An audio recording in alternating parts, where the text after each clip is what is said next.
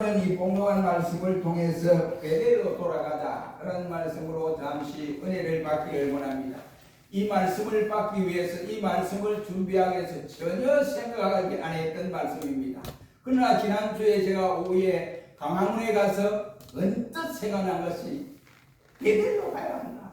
신자는 베델로 올라가는 것이 사는 길이다 하는 것을 깨닫게 되었습니다. 많은 사람, 젊은 사람으로부터 학생들, 대학생들이 와서 안내를 하고 이랬는데 사실은 제가 강화문 가기를 좀 꺼려했어요. 조금 찝찝한 감이 있더라고요. 그러면 강화문 집회가 전체 교단이 하나가 돼서 그 대회장이 누구냐면 바로 백석 대학교 총장인 장아무개 목사예요. 그런데 제 생각과는 좀 달라요.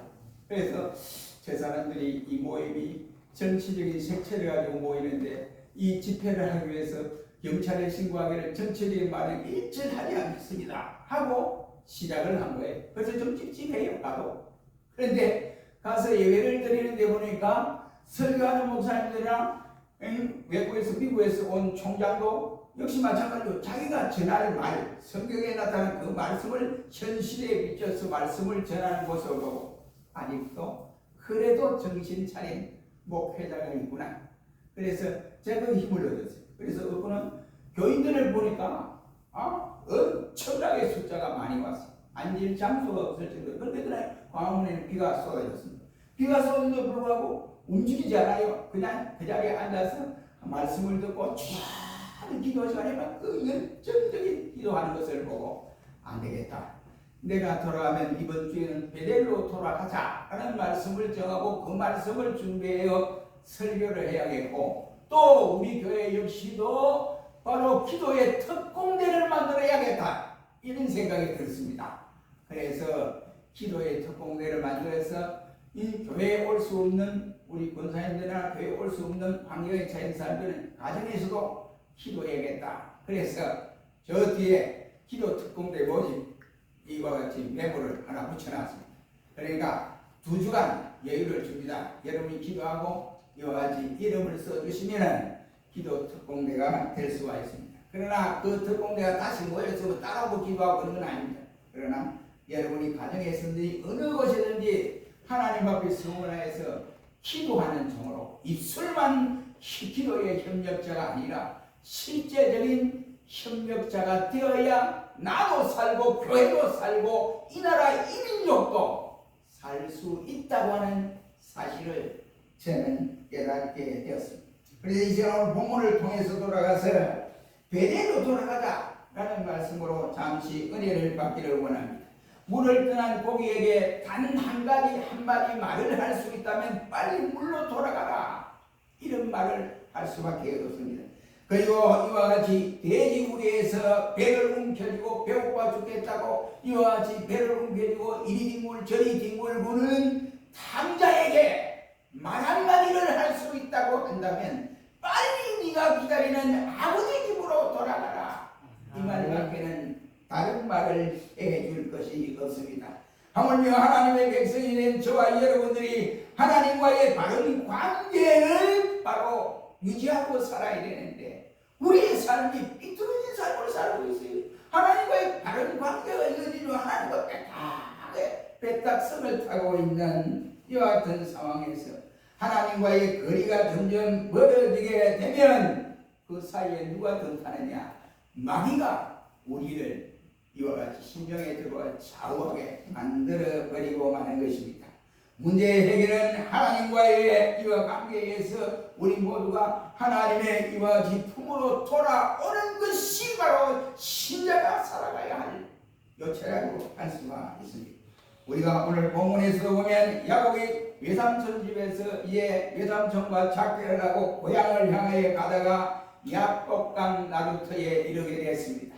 근데 그 소식이 좋은 소식이 들어와야 되는데 형 에서가 400명의 군대를 거느리고 당신을 잡으러 옵니다. 우리 주인 야곱 당신을 잡으러 옵니다. 라고 이 소리를 듣게 되었습니다. 야곱은 이와 같이 고향 가는 길에 즐겁고 기쁘고 이와 같이 이러한 길이 되어야 되는데 출발은 그렇게 시작을 했는데 야복강 나루터에서 들리는 소문은 자기에게 암담한 소리만 들려 눈앞이 캄캄한 소리만 들려오게 되어졌습니다. 그래서 시리의 갈등이 허덕이는 이 야곱이 약보 강가에서 바로 하룻밤을 지내게 되는데, 하나님의 사람을 만나서 환도뼈가 위골되도록까지 그 하나님의 사람을 놓아주는 게 아니고 내게 축복해라, 그래 아니면 내가 당신을 놓아줄 수 없다 라고 이와 같이 붙들고 애절함으로 야곱은 이와 같이 천사에게서 환도뼈가 때려짐으로 환도뼈가 위골되어 절룩발이가 되면서, 그때 야곱은 네 이름을 야곱이라 하지 말고 이스라엘로 바꿔라 라고 말씀의 은혜를 주신 일이 있습니다. 야곱은 그 말씀의 은혜를 받고 이제 염려스러운 일들을 다 버렸습니다. 그래서 당당하게 자기 형 에스 앞에 나아가게 되는 모습을 볼 수 있습니다. 복수를 위해 달려왔던 형 에스의 400명 기백의 환영을 받으면서 형 에스를만 생각해도 불안에 떨 수밖에 없는 야곱이었는데, 이제는 형이 반가운 얼굴로 맞아주니 하나님이 계시는구나, 하나님이 나와 함께 하시는구나, 하나님이 내 기도를 밤새도록 기도한 그 기도를 들어주셨구나 하고 위로를 받게 된 것입니다. 그때 야곱은 형이 너무너무 고맙고 감사해서 엄청난 예물을 형에게 줘야 되겠다 하고 생각하고 형에게 바칠 예물을 준비했습니다. 이때 형 에스는 생각지도 않는 엄청난 재산이 자기에게 오니까, 야 야곱아, 이게 누구 것이냐, 이게 웬일이냐 하니까, 내가 형을 위해서 이와 같이 마련해서 드리려고 준비해서 왔나이다, 받아 주시옵소서 라고 말을 하게 되었습니다. 저들은 바로 말하기를, 에스가 그때에 하는 말이, 동생아, 너무너무 우리가 오래간만에 만난 일이 아니냐, 네가 어떻게 그동안 잘하느냐, 그리고 이 많은 사람들은 누구며 이 여자분들은 누구냐, 예, 내 아내고 그 다음에 내 아들이고 그리고 나머지는 나의 종들입니다 라고 소개를 했던 일이 있습니다. 그래서 에스는 말하기를, 우리가 내 앞에서 이 길을 자기할 테니까 너는 우리 뒤만 따라오너라 했더니 야곱이 마음을 놓을 수가 없어요. 마음을 놓을 수 없어요. 왜 그러냐면 형은 믿지만 또 400명 군대가 어떻게 돌발적인 사건을 일으킬지 알 수가 없는 거예요. 그래서 마음을 편안히 가질 수가 없어서 야곱이 하는, 형님, 우리가 먼 거리를 여기까지 왔는데 그래, 형님이 먼저 가시면은 우리는 아내들과 종들과 그 다음에 무양들이 천천히 형님 뒤따라서 고향으로 가겠습니다. 형님이 먼저 가십시오 라고 이렇게 안도시켜 놓고 형님을 먼저 보내었습니다. 그러나 형은 세일 땅에 가서 기다리면서 야곱이 오도록 기다려보았지만, 이 야곱은 그제서야 세일 땅이 아닌 반대 방향이 어디로 가느냐, 숲곳이라는 곳에 정착해서 집을 짓고 우양을 짓고 이렇게 지내게 되어졌습니다. 그러다가 그는 세일 땅에 보니까, 세겜 땅을 보니까 세겜 땅에는 목초지가 너무 좋아요. 그래서 야, 우양들이 살기에 좋은 터전이구나, 여기 숲곳보다는 세겜 땅이 더 좋구나 하고 세겜 땅으로 내려가서 그곳에 정착하려고 마음을 먹었습니다. 그는 베델로 돌아가야 할 야곱이 베델로 돌아가지 아니하고 어디로 갔느냐, 숲곳으로 갔다가 세겜으로 가는 이 모든 일들이 출발이 잘못되었다 하는 것을 우리에게 깨닫게 하여 주시는 사실입니다. 이것은 야곱이 가는 길에서, 고향 가는 이 길에서 탈선하여 갔던 그 길입니다.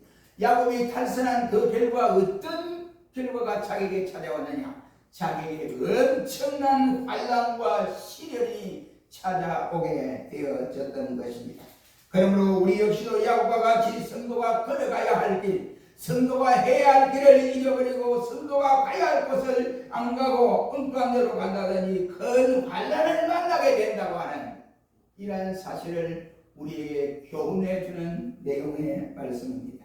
그가 가지 말아야 할 세겜으로 간 결과 그의 사랑하는 딸, 바로 디나라고 하는 딸이 있었습니다. 이 딸이 추장의 아들과 연애를 하고 임신을 해서 나중에 이 불륜 관계 때문에 그의 형제들이 말하기를, 우리 그러면 세겜과 우리 결혼하자, 결혼식을 맺자. 그래서 결혼식을 하려면 당신의 남자들은 무조건 할례를 해야 된다, 우리처럼 할례를 해야 된다, 이렇게 거짓말을 했어요. 그리 세겜 주장이 온 백성들에게 남자들 전부 이스라엘처럼 할례를 행해라, 할례를 시작한 그때에 움직일 수 없을 때 저들 세겜을 쳐서 결국은 피리민에 나는 하나님이 원치 않는 이와 같은 사람을 죽이는 일이 벌어지게 되어졌습니다. 이 일로 인해서 야곱의 가정과 세겜 족속 간에 벌어진 이 사건으로 인해서 큰 다툼이 생겼다고 성경은 말씀을 하고 있습니다. 한마디로 말하면 야곱은 일대 위기를 당한 셈이다 라고 할 수가 있습니다.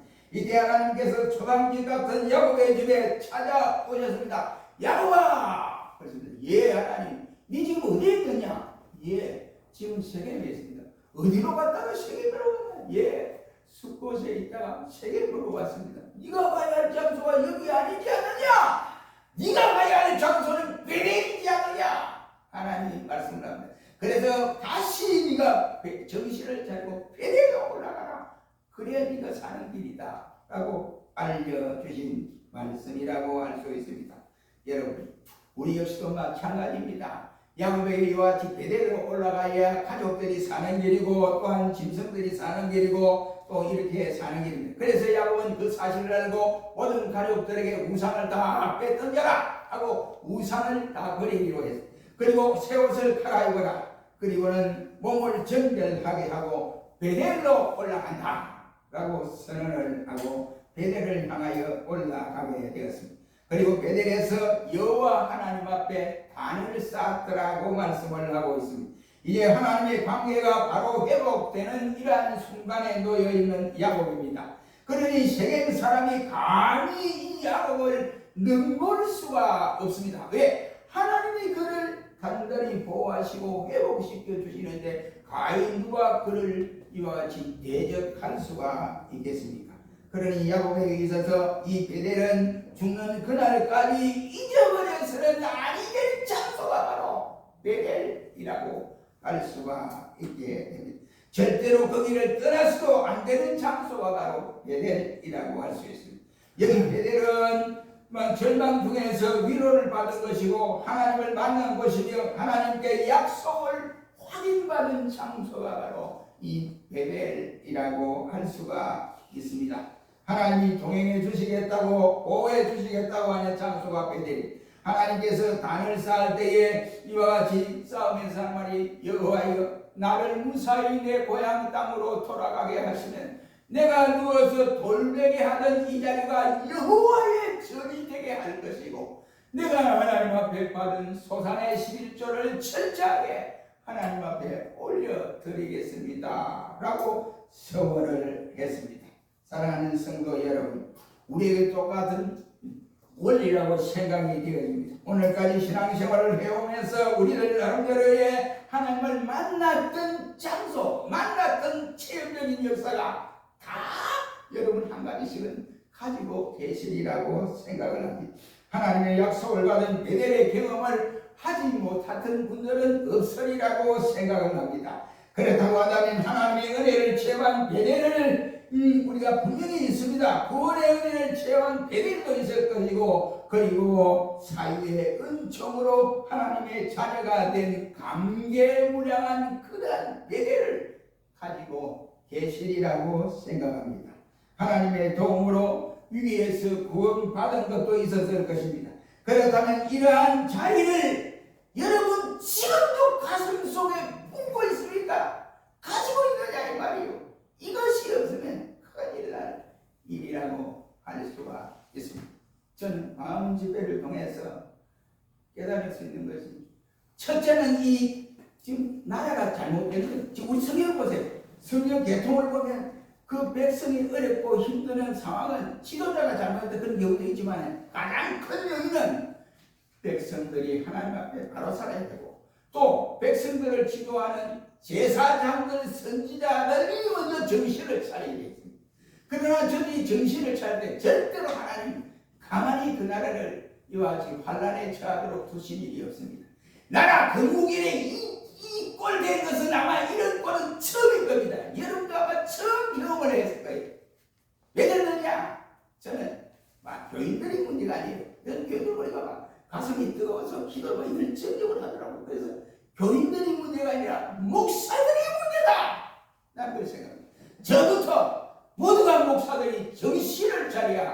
이 나라가 건재할 수 있다고 하는 사실을 당시에 깨닫게 되어졌습니다.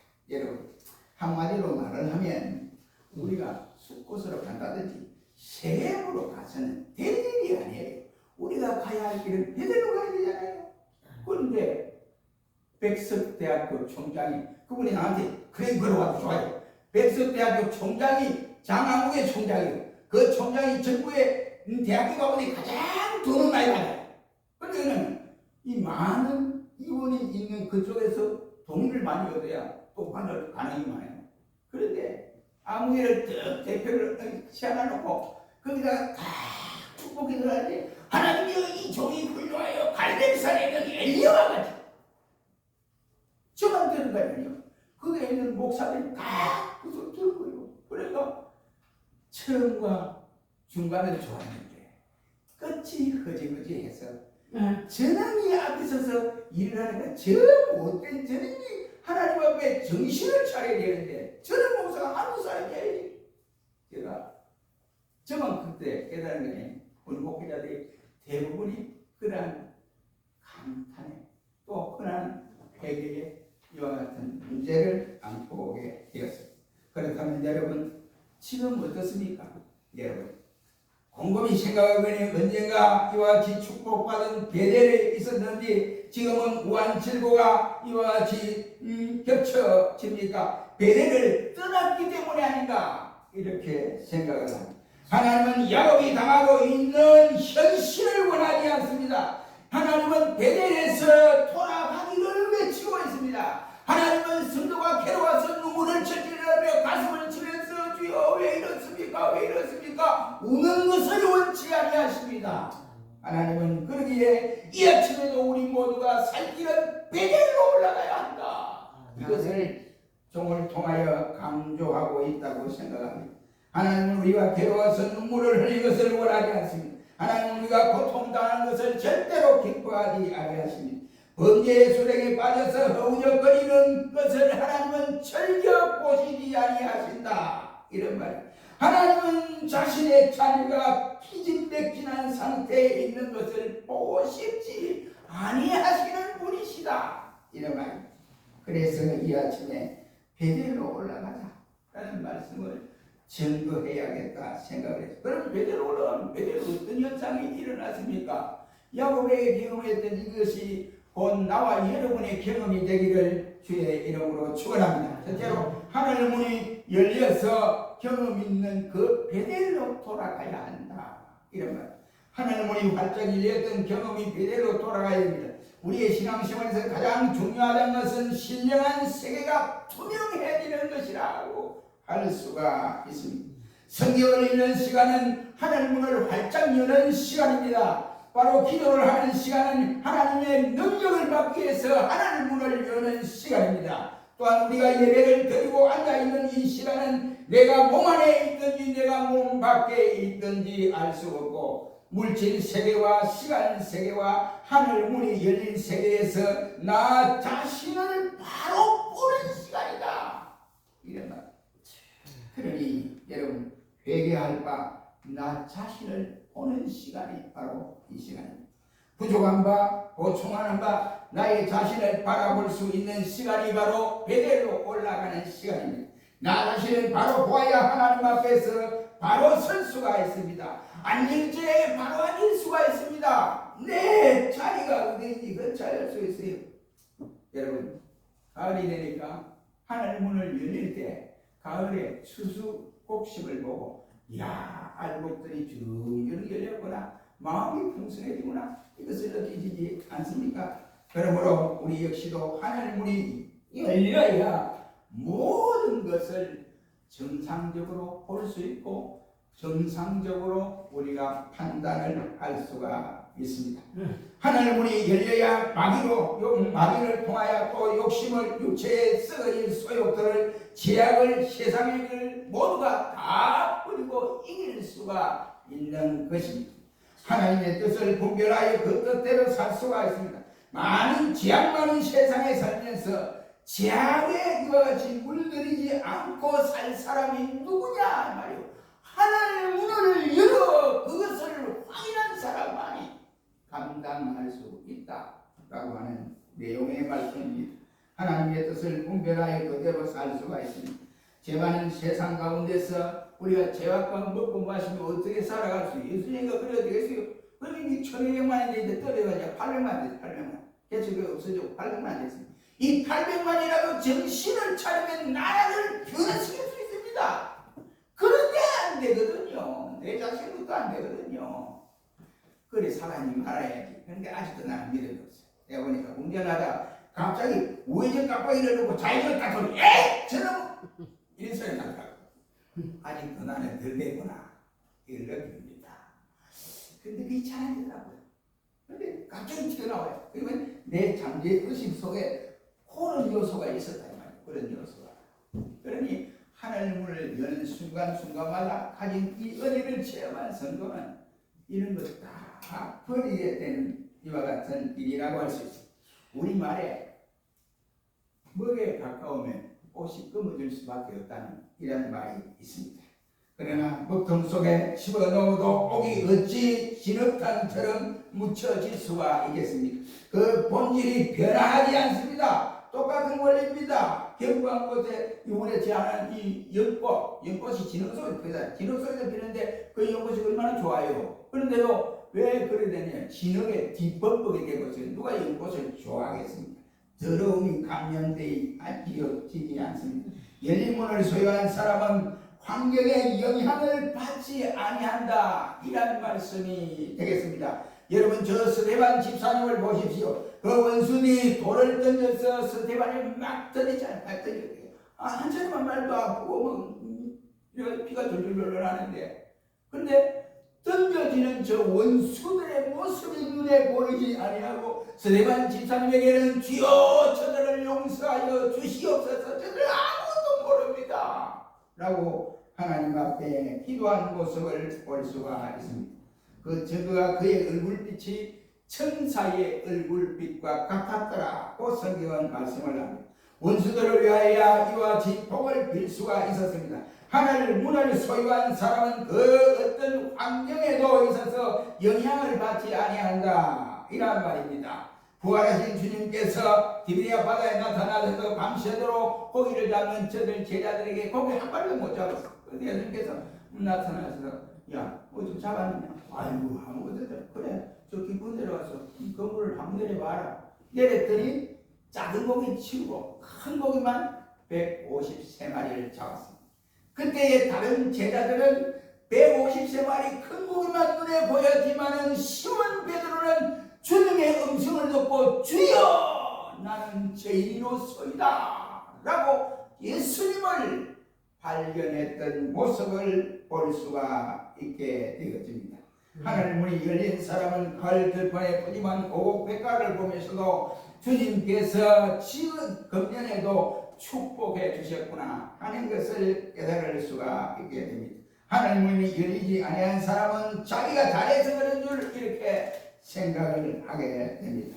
그 외에도 건강의 이와 같이 육체를 보고 자라나는 우리 자녀들을 보면서 하나님이 허락해 주시니 우리 가정이 이렇게 행복하고 우리 가정의 자녀들이 잘 자라고 믿음 안에 자라게 되는구나 하는 것을 느껴지지만 하늘 문이 닫힌 사람은 하나님이 주신 축복도 바라볼 수 없고 깨달을 수가 없다는 말이 되겠습니다. 예배를 잊어버렸기 때문에 어떻게 되느냐? 야곱처럼 암담해지고 답답하여지며 하나님보다 물질을 더 크게 볼 수 있습니다. 하나님의 축복보다는 자기가 살기 좋은 세겜 땅의 문화를 크게 받아들여서 그것 가면 우양을 잘 양육하기 참 좋고 이와 같이 우리가 이 살찐 양을 이와 같이 기를 수가 있다. 이것밖에 생각나지 않을 것이라고 생각합니다. 사랑하는 성도 여러분, 어찌하여 세겜에서 야곱과 같이 되지 않기를 심정으로 소원합니다. 얼마든지 열린 하늘 문이 닫혀지지 않기를 원합니다. 여러분들이 사업장에도 직장에서도 그리고 가정에서도 자녀들에게도 은혜를 받은 대로 하늘 문이 활짝 열려지는 이러한 체험의 역사가 일어나기를 바랍니다. 여러분이 살아야 내 가정이 살고 직장이 살고 또 이 나라 민족이 살게 된다는 사실. 그럼 우리 모두가 내가 체험한 하늘문 바로 야곱이 체험한 그 베델에서 있었던 이러한 사건을 가슴에 다시 한번 새겨서 하늘문에 체험하는 이와 같은 역사가 우리 모두에게 차고 넘치기를 주의 이름으로 축원합니다. 기도하겠습니다.